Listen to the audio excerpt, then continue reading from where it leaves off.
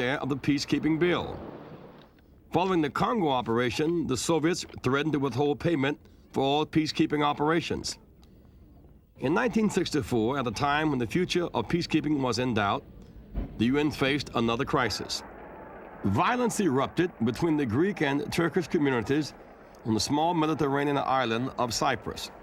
Secretary General U Thant was faced with the problem of how the United Nations would respond.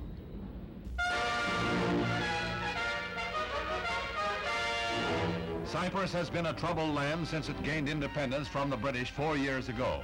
Partitioned between Turkish and Greek Cypriots, the island has been the scene of hostility and bloodshed since last December.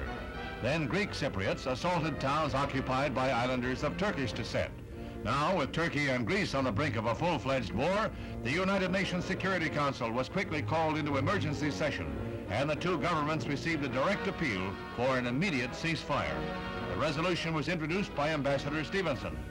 Unless the present flames are quenched, and quenched quickly, they will spread, fanned by these hot fires of fear. If that happens, our deliberations will not be an inquiry, they will be an autopsy. On March 13, 1964, United Nations peacekeepers entered Cyprus. In contrast to the Congo, the Cyprus mandate specified that weapons could only be used in self-defense and required the mission to be reviewed and reauthorized every 3 months by the Security Council. 10 years later, after a coup against Cypriot President Makarios, the Turkish army intervened and violence broke out again. As a result, in 1974, the island was split into two communities along a buffer zone manned by the UN forces. The buffer zone serves as a reminder of a conflict yet to be resolved. Residents on both sides have generally not been permitted to enter this no man's land since its establishment in 1974. Stretching across the entire island, it lies abandoned. For the peacekeeper called upon to patrol this deserted strip, it is a glimpse into a world frozen in time. It's weird. You find, for example, houses that were abandoned in a hurry in 1974, and the UN has never touched these places. So the doors are open, the windows are open, there's moldy food sitting on the tables, just as it was left. No one has been back, no one's been allowed to go back, and it's exactly as touched, and it's a swath about 30 feet to 50 feet to 100 feet right through the city. And now things are becoming overgrown, and it's eerie when you do a patrol through the Green Line.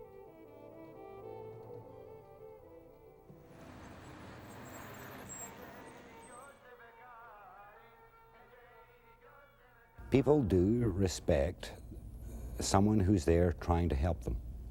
They are looking for a way to get out of that ultimate decision of killing each other. And you get into different cultures where it's not part of their culture to back down. So the UN becomes the third party. Instead of shooting at the other chap across the line or taking retaliatory action, you can complain to someone.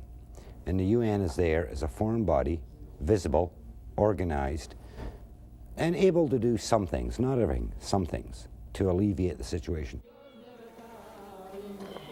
Where we are in the moment is the Ovgos riverbed. A kilometre in front of me, we have the Greek ceasefire line.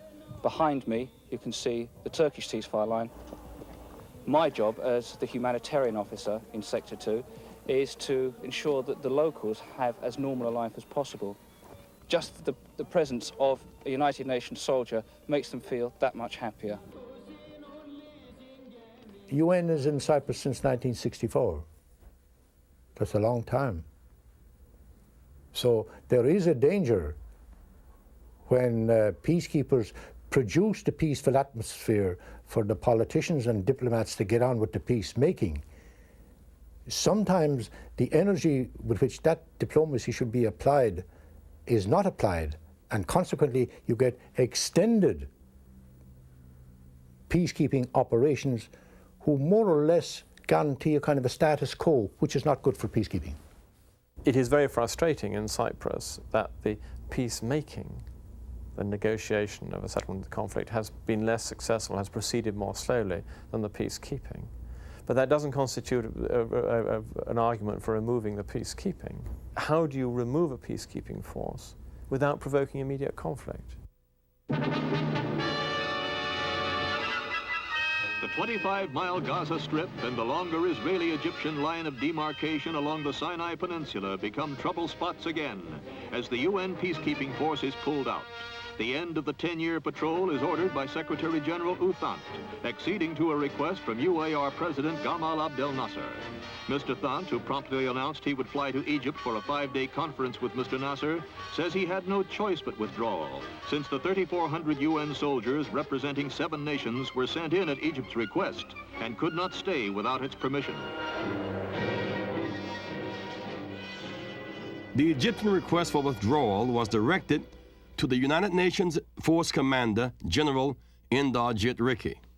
I was not only shocked, but I was mad. And I said, this is a total breach of the entire arrangements that we had arrived at between Egypt and myself. I could see from his face that he was very disappointed. He expected that I would respond favorably. So he said, well, we've been friends, and come on, General, tell me what you think. And I said, well, all right, have you thought about this? Have you realized what the consequences of this are going to be? Are you ready for it? Is Egypt ready for it? And you know, the liaison officer who was with me, his name was Brigadier Sharkawi, Ibrahim Sharkawi. He turned around to me, pulled his chest out, and said, General, we will meet in 3 days in Tel Aviv. So I just sank back in my chair. So how naive can they be?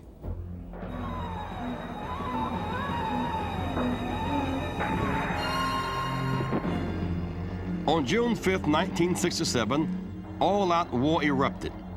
Israeli tanks plowed past United Nations outposts in the Sinai to engage their Egyptian foes. 36 peacekeepers died, caught in the crossfire of a war that their very presence was supposed to have prevented. Before it was over, Israeli troops had smashed through Egyptian positions and taken the Sinai Peninsula and Gaza Strip. They also captured the Golan Heights from Syria and drove the Jordanians out of the West Bank and East Jerusalem. After only 6 days, Egyptian commander Munam Abdul Husseini met with Israeli leaders to surrender unconditionally. In the aftermath of the fighting, United Nations peacekeeping came under fierce criticism from many sides. The paradox was that it was withdrawn just when its presence was most crucial. And therefore I used 2 metaphors. One was it's like an umbrella that you take away when it rains, and the other was when it's a fire brigade which vanishes as soon as they smell smoke. That was the great paradox. It is when it is most needed that it is withdrawn. This is a crisis which nobody in the West has ever wanted to understand. Our troops were solely on Egyptian soil. They weren't on Israeli soil. And when Hammarskjöld negotiated them in, it had been recognized that Egypt had a perfect right to ask them to leave whenever it wanted. And what should have happened was that the Soviet Union and the United States should have gone in Egypt and in Tel Aviv and said, now look here, this is it, we're going to sort this out, let's not have a war about it. And they should have sat on both their clients. Nobody did that. All they did was blame U Thant. U Thant's decision to remove the United Nations force from the Sinai would haunt him for the rest of his tenure as Secretary General. In the aftermath of the '67 war, peacekeeping was at its lowest point. The UN cannot recreate reality. The UN is basically a reflection of its members. It is basically a reflection of whatever tensions or absence of tensions exist amongst and between its major members. I think it's unreasonable to expect the United Nations to solve problems that nobody else can solve. It is sometimes a useful venue, a useful forum, it's a useful place for people to get together and see if differences can be worked out. When the '67 war ended, it ended with Israel in possession of the whole of the Sinai Peninsula and of the Gaza Strip, which had fallen to Egypt in the earlier phase, and of course of the entire West Bank and the Golan Heights. And Israel was the dominant military power in the area. The Arabs never could accommodate themselves to the fact that Israel was there and Israel was there to stay, and if there was to be peace, there had to be peace with Israel, which meant that a peace that Israel would accept. They maintained a posture of defiance. The Egyptians brought the whole situation to the Security Council, and there was an interminable series of meetings, which nobody in the West, for some unknown reason, took really seriously. The Egyptians saying, look here, what is the situation here? This is territory that's been Egyptian for 4,000 years. Is it really true that might is right, that the only people that there is no law, and it ended up with a US veto of a resolution. Whereupon I think Sadat decided, having made 2 shots at a peaceful settlement, that he was going to have to do something different. On October 6, 1973, Egypt and Syria coordinated a surprise attack against Israeli troops in Sinai and the Golan Heights on the Jewish holy day, Yom Kippur. Catching the Israelis off guard, Egyptian forces crossed the Suez Canal while Syrian troops attacked on the Golan Heights. The Egyptian offensive across the Suez Canal went very well for the first week or two, but then the Israelis got their act together, counterattacked. Sharon crossed the canal, and there was suddenly an interlocking of forces. And at that point, the Russians, who had had so much invested in Egypt, threatened to intervene. The United States at once responded, and there could have been, at that point, a superpower collision. There could have been World War III. For 2 weeks, the Security Council was unable to reach a ceasefire accord. The United States and Soviet Union brought their strategic forces to a full state of readiness. Then, on October 24th, the Security Council called upon the Secretary General, Kurt Waldheim, to create a new emergency force. Once again, United Nations peacekeepers from all parts of the world arrived in Egypt. We interjected, at 24 hours' notice, a whole international peacekeeping group between the Egyptian and Israeli armies, and among them were a battalion of Finns.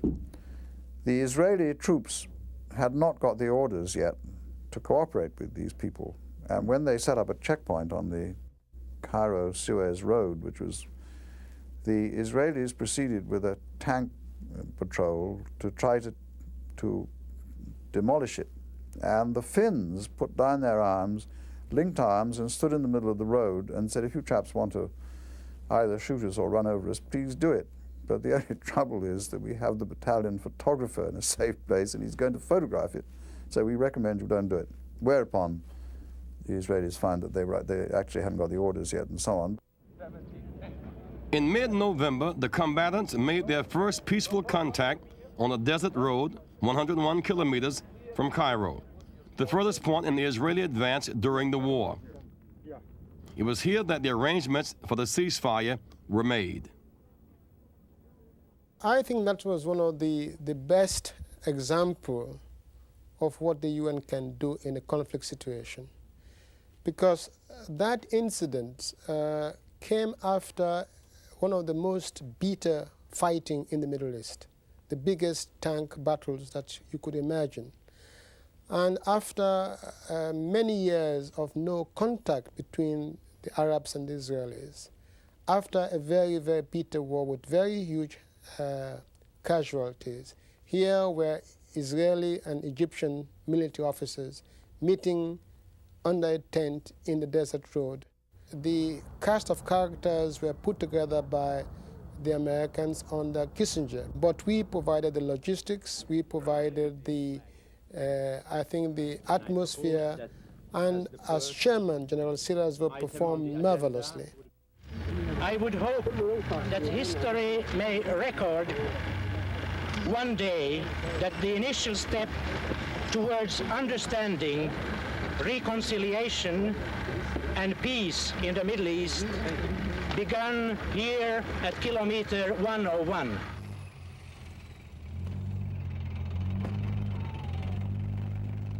It's not so easy for proud nationalist armies, you know, to accept the presence of foreign soldiers. So one has to be very careful in how one deals with them. One should always show respect and courtesy and so on. Little by little, you know, when the parties realized that we were able to do the job, the respect was starting to grow. And even the Israelis, who were very suspicious, you know, they didn't have so much positive experience of the UN from before. Now they suddenly realize that, well, these people are doing a job. The legacy of the 1973 war continues to haunt the Middle East to this day.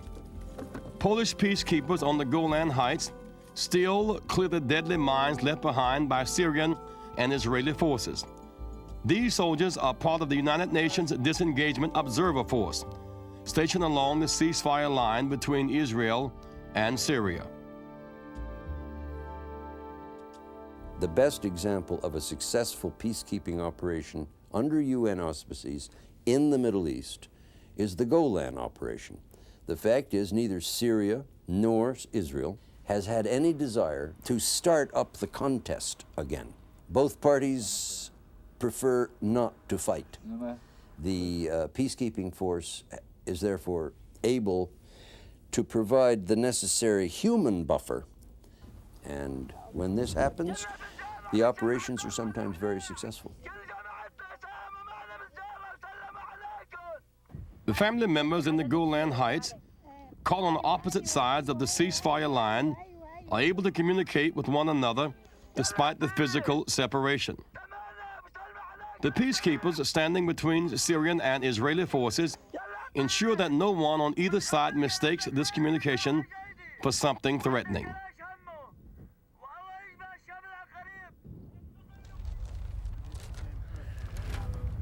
Greyland first. 2,500 miles from the Golan Heights, Scandinavian soldiers trained for service with the United Nations. There were about 5 rounds exchanged. Yeah, it's still in progress. My experience is that these small neutral countries like Sweden, Austria, Finland, and others, small countries, whose armies are not there to enforce the will of a great power, for instance, but are usually there in order to defend their own countries. They have much more. It's much easier for them to adapt themselves to this kind of a job.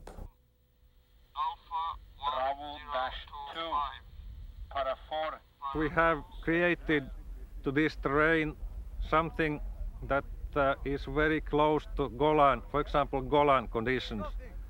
We have 2 hostile countries, Greyland and Blueland, and they have come to ceasefire.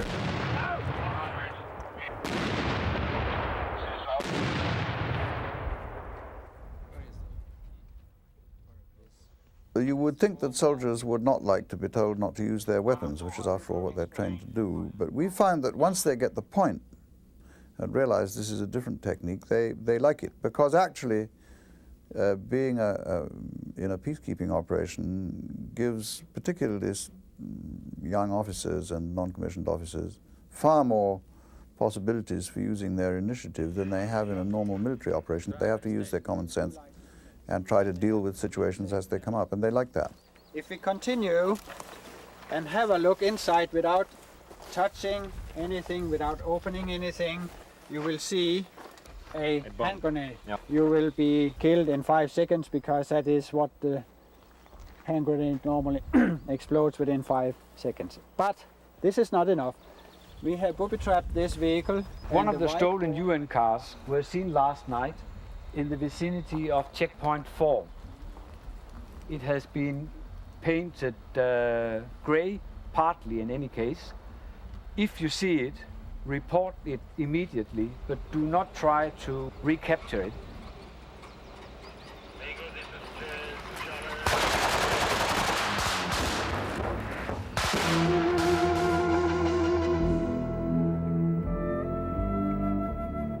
A Fijian checkpoint near Tyre in Lebanon. Here the bullets and bombs are real. The driver tried to force his way through the checkpoint. We stopped it there, right there where the sentries are. And a couple of seconds later, it just blew up.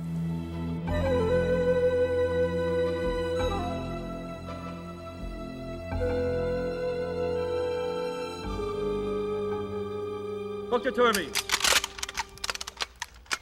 Sos.